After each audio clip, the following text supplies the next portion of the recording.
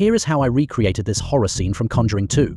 With heavy rains and winds in Goa, it was a perfect time for me to recreate this scene.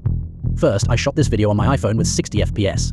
Then I imported the footage into Adobe After Effects, added a camera tracker. After Effects will analyze the footage and generate tracking points. Using these points, I generated a plane and 3D camera. Once I was happy with the track, I exported the data to Blender. For the cloth, I created a plane, adjusted the size and added cloth modifier to it. For the ropes, I added a Bezier curve, adjusted its thickness and size. From the Blender kit, I downloaded a lady sculpture and placed her behind the cloth and applied collision properties to it.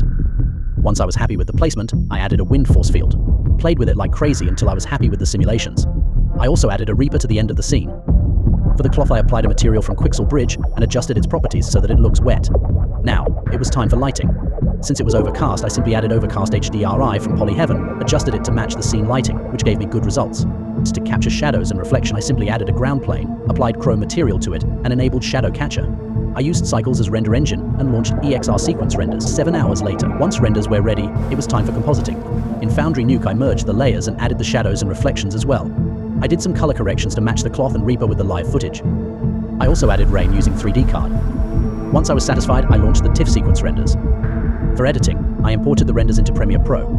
To make the scene more horror, I did some color grading and added sound effects. Here are the final results. Thanks for watching.